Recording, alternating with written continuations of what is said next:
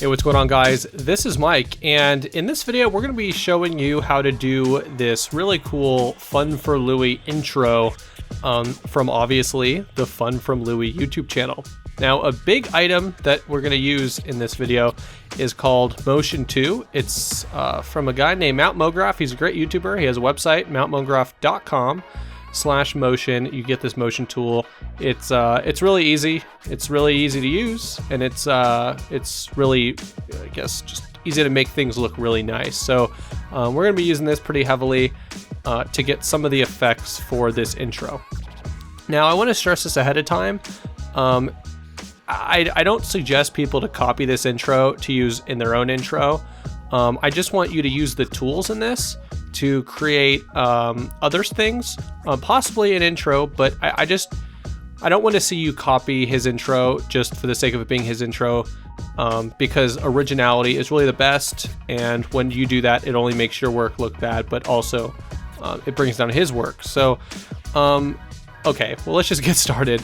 This is gonna be a long video. I'm gonna warn you, I fast forward to a lot of the parts. This is definitely, I'd say, probably an advanced tutorial.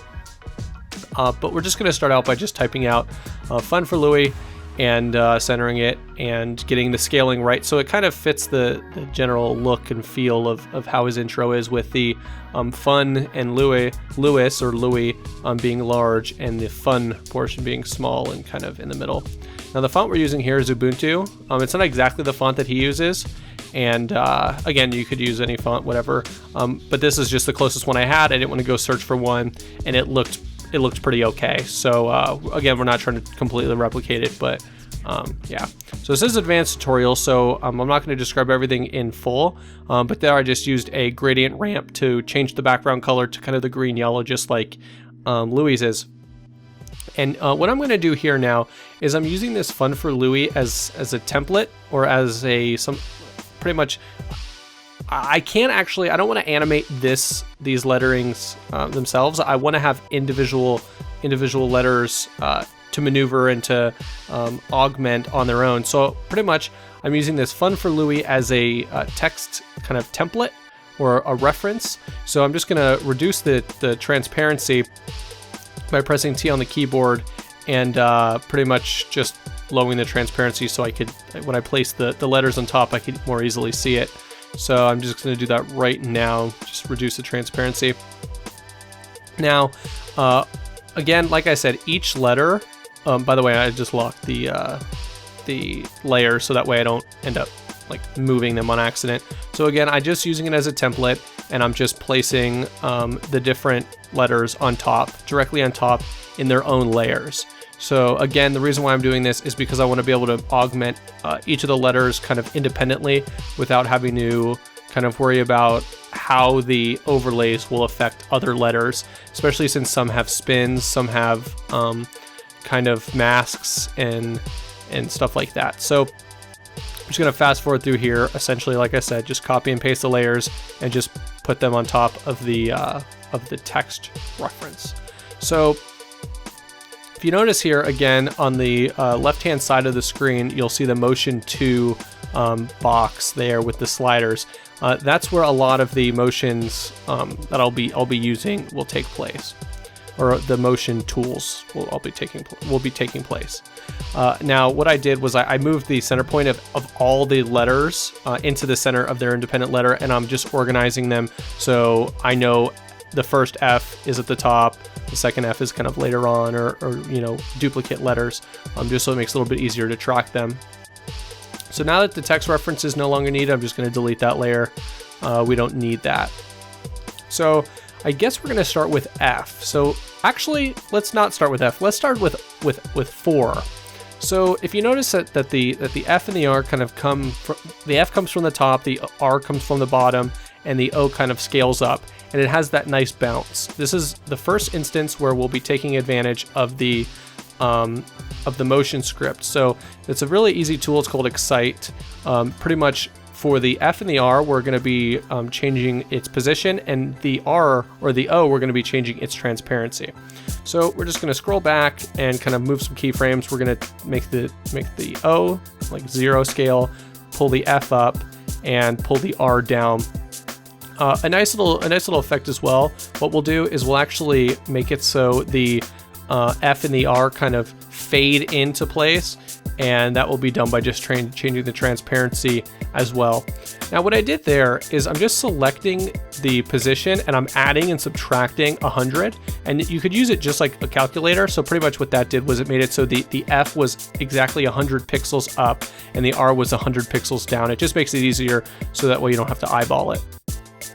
So now that we have the general motion in place, we could start with the opacity change on the F and the R. It's real simple. Again, just changing the opacity from a 0 or a near 0 fill to a full fill, so it kind of fades into place.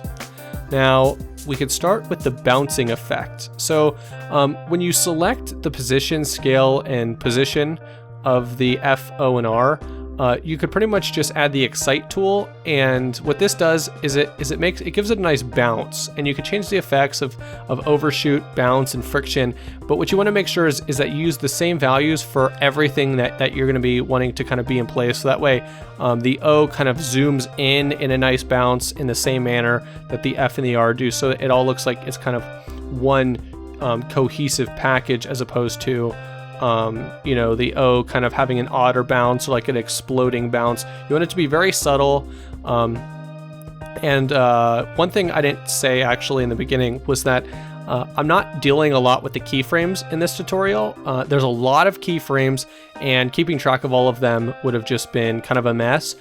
It would be something that I would spend hours doing, changing the keyframes and just making the bounces absolutely perfect.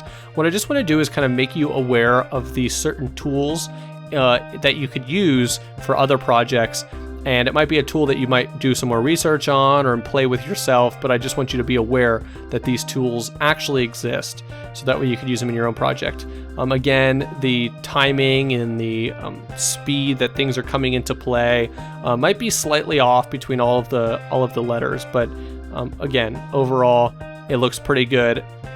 If I wanted to make this professional, if this was for like a customer, I would probably spend another two hours on it, maybe even double the amount of time it took to actually do the actual movement, because making it exactly perfect is a lot of times what makes a good video or a good image to a great moving image or great motion graphics. So that looks pretty good for the time it took to do this. So I'm just going to actually save, because there's a lot of layers here, and if I lost it all, that would be pretty terrible. So let's go ahead and now work on the F. This is a very simple effect, pretty much just using a masking layer. So let's see here. Let's create a new composition and just name it something that we're, you know, that we could easily recognize. I think I named this F or something like that, or F1. Pretty much all I'm going to do here is I'm actually going to speed it up too, because it doesn't really take that much effort, or that it's pretty simple. Pretty much I just made a line and I'm making it move across the screen.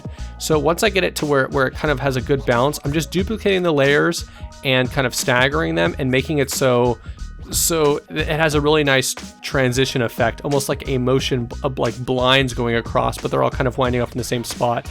Now again, you could spend hours, but just remember is that the F is very, very small, and the amount of time actually the effect takes place is very, very short. Add that with some motion blur, and ultimately it doesn't really have to be perfect. In fact, if I went back, I would have probably spent way less time doing this.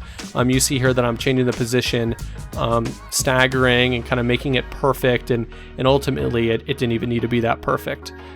So what I'm going to do now is I'm just going to drag the composition on top of the layer, and then I'm going to position it and angle it to kind of fit the same way it is in Louie's intro. So you see there how it goes across. Let's just add a rotation to it. Maybe 45 or 50 looks good. Place it over the F, and essentially what we're going to do is we're going to add a mode to this. And when you add this mode, it pretty much has an effect on the layer underneath. So I'm changing this to alpha. So what that does is it pretty much says that wherever the top layer is, make the bottom layer visible. Wherever the top layer has nothing, make the bottom layer have nothing. So you want to make sure you pair them up pretty well. So you might even want to subcomp them. That way they don't actually get messed up along the way. So it kind of has a nice effect. It looks really close to the way they do it in his official intro. And again, like I said, it's really short. It might only be a half second long, but that is just a really simple way. Again, mode. So like I said, here I go. I'm just pre-comping it just so I don't really have to worry about a top layer and a bottom layer. And by clicking that little star there in the middle, I pretty much make it so the layers get continuously updated in this one. So if I ever zoom in or zoom out, it doesn't get like kind of fuzzy because it's in a previous composition. So right now I'm just messing with the keyframes. Again, making it perfect isn't necessarily my main goal in this. It's mostly to just kind of show you the different tools. And in fact, I would probably go and cut more of this out if I knew that I spent so much time on the keyframes, even the little amount that I am. So now let's show you how to make the U. We're going to be using the exact same technique. So we're opening another composition and we're just having the pen tool just kind of creating some sharp, weird, kind of exotic lines. And essentially what we're going to be doing is we're going to be changing the path on this. So the path is going to change. We're just going to open this up, go into path, set a keyframe. We're just going to scroll to about another maybe second to 0.45 seconds and just drag these down into different kind of weird, odd shapes. Now there's really no methodology behind this. It's just pretty much just mess with it. And again, it's really fast. It's really short. It doesn't really matter that much. If there's any motion at all, you kind of get the idea and that's really it. And you kind of move on to the next shape. A lot of times you could spend way too much time on this stuff when ultimately you should be trying to match up keyframes and making it very, very smooth, which I ultimately didn't make it very smooth. It just looks okay. But again, the keyframe timing, we can make this way better, but I just want to show you pretty much that's how I got that effect. So what I'm doing is I'm coming back over here and I'm just going to drag that comp again on top of the U. And I'm going to scale it down and position it on top of the U so it's a lot smaller and you get a lot more I guess motion and a lot more detail on the U itself than as opposed to the whole thing. So you can see there, I could probably scale it down some. Essentially what I want to do is kind of make it so it actually covers the entire U. So you see when we hit play here, it really doesn't cover most of the U. So we'll scale it down this way and then we'll scale it down the other way as well in the Y direction. So I'm just going to put it right on top. Again, get all of the motion on top of the U and set that star to select so that way we get high definition, or so the scaling doesn't affect the shape itself. And then we're just going to see how far it goes and scale it down. Press S on the keyboard, by the way, to get scale, and yeah, so you can get a really cool effect. What I'm doing here is I'm pretty much just setting keyframes because the position and the scaling on top of the U wasn't perfect. So I'm setting these keyframes just so it perfectly covers the figure. So again, just hit S on the keyboard. And oh, that's a really good tool, by the way. What I just did was I went to the other composition and I scrolled over to the keyframe. And then when I go back into this composition, the timestamp or the time marker is in the same spot it was on the other. So I could tell that the keyframes at that point will be in the exact same spot, which is really useful to match up keyframes throughout different compositions that you're layering on top of each other. So again, you change the mode down to, what is it? I believe it's alpha. Let's see here, just so we remember. I believe it's alpha matte. Alpha matte, yeah. So pretty much you get now that effect where as it comes down, it kind of reveals the U itself. And again, I know this is not a direct one-to-one tutorial. This was really long. This was like 2 hours of recording to do this, mostly because I was trying to figure it out as I was doing it. It's not hard, it just takes a lot of time when you're doing it the first time. So this N, super easy. I don't even think we should spend that much time on it, which we probably won't. Essentially, it just has a spin, an opacity change, and a scaling, slight scaling, not a lot. So we're just going to rotate this. The less is more. I thought maybe scaling it 1 or 2 would be enough. Ultimately, 2 was way too much. It spun way too much. So we want to change it down to like maybe 1 rotation.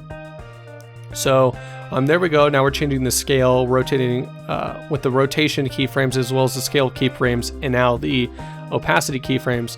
Pretty much what we're doing is just matching up the keyframes to make it look a lot nicer.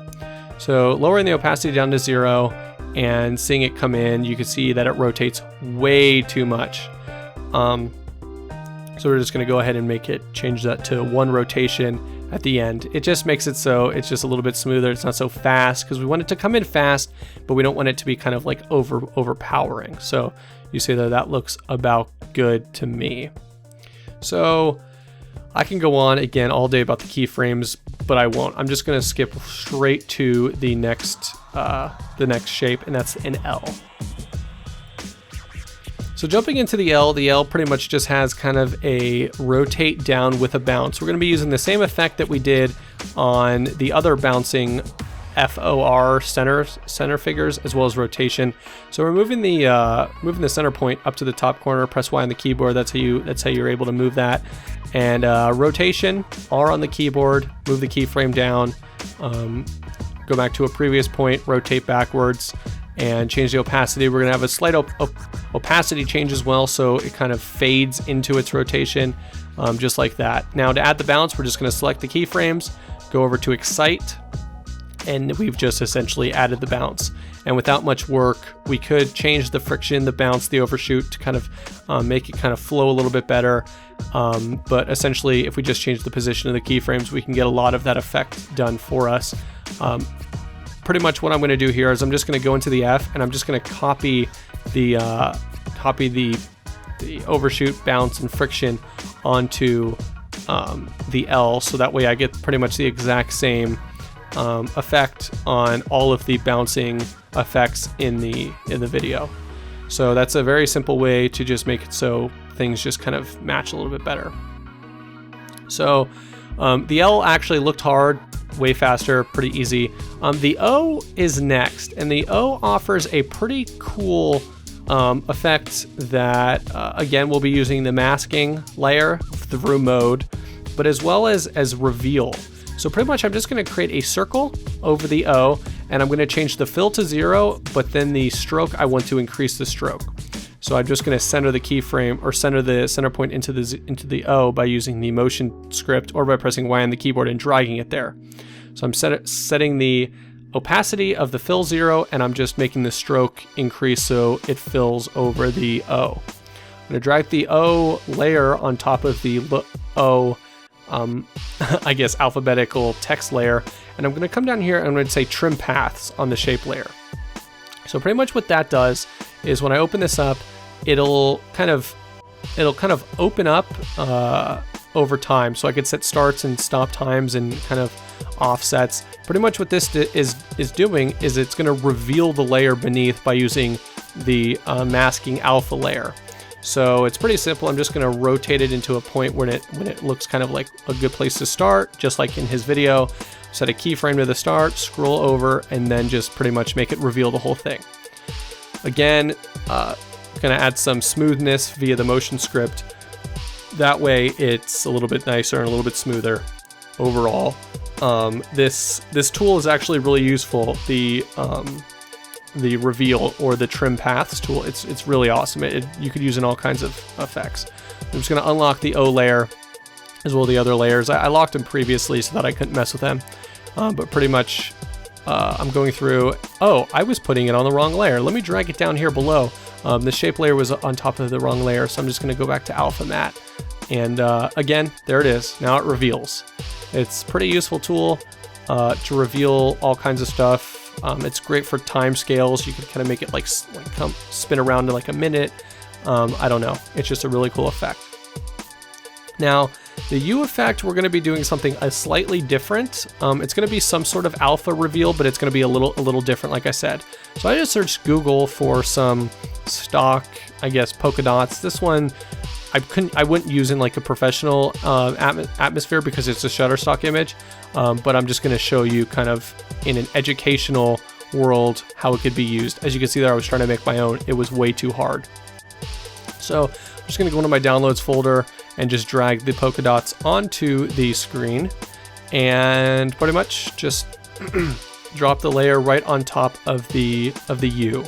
So you notice how it's black and white, so it doesn't have an alpha layer. Alpha layers are completely invisible. So using the alpha trick doesn't quite work in this, but I'll show you a really easy way to get around it. It's not really getting around it, it's just a different version. You just go down to Luma matte. So pretty much what that does is it makes blacks, you should probably rewind that and see, but it's Luma inverted matte. And pretty much what that does is it makes blacks an alpha, and it makes whites non-alpha. So pretty much what that does is it does exactly what we needed it to do before, except for we have a black and white image instead of a alpha image. But you notice how, because it's not really full, we kind of run into this issue where when we drag it below, it starts to reveal portions that we don't want it to reveal. So we're just going to create a new composition and drag that polka dot image right into it, put it in the center just to be, you know, happy and linear. And we're just going to rotate it 90 degrees, and we're just going to create a black bar at the bottom and a white bar on top. Pretty much what that's going to do is just make it so we cover all bases, and even after the polka dot images past it, we'll be revealing or unrevealing everything that we wanted to actually reveal and unreveal. Due to the size, that's perfect. That's all you need to do. You just go back over to the tutorial title or the tutorial composition and just drag it right on top. So I deleted the old polka dot layer and just dragging this one on top. Again, going and putting it on top of the U layer, the invert effect actually just needs to be reset. So you actually just click the mode, and you can click none, or you can change it and then turn it back, and it should work. So we just put it to none, and then now we're going to put it back to the Luma inverted. So pretty much there we go. All we got to do now is change the position of that top layer to move over time, which is really simple. You just move it to the point where it's not there, press P on the keyboard, and set a keyframe. So let me just clean this up a little bit, move this over, scale this up so that way I can kind of see what's going on. Let's see here. So again, select P on the keyboard, and what am I doing? That is an O. Why am I doing that? I don't know what I'm doing. Let's just pretend like, oh, I know what I'm doing. I'm pretty much trying to set the keyframe so it starts at a reasonable time in the composition. So that looks good to me. The O is not quite finished, but we'll go ahead and get started ahead of time. So set a keyframe on the position, and we just want to move it up until it completely reveals the U. And then we'll just add some smoother via the motion script. And pretty much what that does is, so now it kind of fits kind of in line with some of the other I guess alphabetical letters, text layers in this composition. Again, this is a really long video, and again, this is mostly going to be just kind of an intro showcase, kind of what goes through my mind when I'm doing this, kind of some of the tools that I would use to do this. As a tutorial, it's not really that's not really what this is for. I just hope that you learn some of these tools and are aware. This is definitely an advanced tutorial. It's not something that you're going to follow one-to-one to kind of do your own thing. It's kind of just a showcase. So just kind of put that out there. I know it's kind of 24 minutes in, but if you didn't know that already, sorry. So now let's do the eye. The eye should be really quick. Same effects as before, alpha matte. Creating a new composition, we're just going to create a line, put it in the center of a shape. And I was having some problems with the center point of this line for some reason. I don't know why. I don't know what was going on. It just wasn't working with this. The center point just was not being moved in the right spot. So I just started to just move it myself. I didn't know what was going on. Proportional grid there. If you want to know how to put a proportional grid, you can just rewind and watch that. Just going to drag that right into the center. And now pretty much get rid of that proportional grid. It's not necessary anymore. So for this, we just want to create this layer at a scale, and we want to scale this in only one direction. We want to scale this in the X direction. So let's see here, shape, path, and we could do stroke. We could do this. So what we're actually going to do here is set the stroke width. So I set a keyframe there, and then I could just increase it to the size of the eye. The reason why I didn't do scale was because I wanted to show you this different technique to add a timestamp or a keyframes on the width of the shape outline or the shape stroke. And again, that could be used in many applications. So pretty much I just duplicated the layer and I rotated it, and I'm just going to create just a giant eye. I'm going to do one on top, one on the bottom, and then 2 in the center, and then 1 in the very middle. So all the keyframes are still there from the original line that I made, but essentially with it being rotated, at least this way, they'll all kind of grow at the same time. So I'm just duplicating these layers, kind of spacing them out in a reasonable manner. I believe there will be 5 in total. They don't have to be perfect. Again, the eye is really small and it goes really fast. You can't even see it barely. So you can see as it grows, it just pretty much creates a block. And we're just, again, going to be dragging this, placing it straight on top of the eye. So again, the main point in that, I guess, shape was that you could change the stroke or the fill of an object with keyframes. So again, dragging it on top, I'm just going to center it so it's kind of like perfect, and kind of scale it up maybe a little bit so that the tops and bottoms kind of fit in place. Again, it's really fast. You literally probably won't even be able to tell that it's happening. So yeah, we're just going to drag this down on top of the eye and set an alpha matte. So pretty much it just reveals. Simple as that. It's very, very simple. Again, it's the biggest portion of this video and this intro is that it's all simple, but it's just a lot of motion and it keeps moving, and there's a lot of different things, including this S. So this S has a cool effect that I'll show you pretty much how I did it. Now, I'm just gonna kind of do some maintenance here, just locking all these layers so I don't actually move them. I do have a tendency of moving things and then keyframes get broken, so that's why I do that. So I'm just gonna select this layer, Control Shift C, and pretty much what I'm gonna do is I'm gonna create a new composition from that S. So I'm just gonna name it, who knows, S comp looks good to me. Double click on the composition. So I did it this way because now I know the S is gonna be in the same position, so I won't have to worry about it later. So what I'm gonna do is I'm just gonna set a mask, so pretty much the pen tool on top of the S, and just mask out the center of this S. So pretty much what this is gonna do is it's gonna cut the S in half. I'm gonna fix up some of the kind of points per se, so it's kind of more in the center line, but pretty much it just cuts the S in half. And again, it goes so fast you won't even be able to tell, but I'm just kind of a little anal about making things kind of at least perfect-ish, make them as perfect as you can, because people will notice. There will be some people that notice, and I'll always notice, but for the sake of a tutorial, this is probably good enough. So you see here that it does reveal, and the way I got it to reveal actually is I did not show that. What I did was I created a shape layer on top of the S, and pretty much the same trim paths option on the S. So pretty much I used the alpha matte of a trim paths on top of the S, so it reveals the S. I apologize for not showing that. I don't know why I deleted that, but essentially what I did was I duplicated all of the layers, and now what I'm going to do is I'm actually just going to change up the trim paths on one of the sides and make it so it starts and ends opposite. So you can see that one starts like that, and this one we want to start from the bottom. So set keyframes, make sure the keyframes line up, and pretty much there it is. That's literally all you have to do. I apologize for not showing that. I should have showed that alpha matte, but again, 30 minutes in, this is a really long video, and if you're still watching this, leave S in the comments, just S. That's all you have to do, just so I can kind of tell if people are actually watching this long. So pretty much that effect, pretty simple. I'm expanding the mask just so the crack in between the two masks isn't visible, and when they actually meet up, you can't even really tell. So you expand the mask in the mask menu, you just press M on the keyboard when you select on the layer, and there's a mask expansion. So pretty much once you scroll in, you see that the S starts way too early, so we're just going to drag that S composition till it makes kind of more sense. But I apologize kind of for the length and complexity and kind of, I guess, non-tutorial like-ish this is.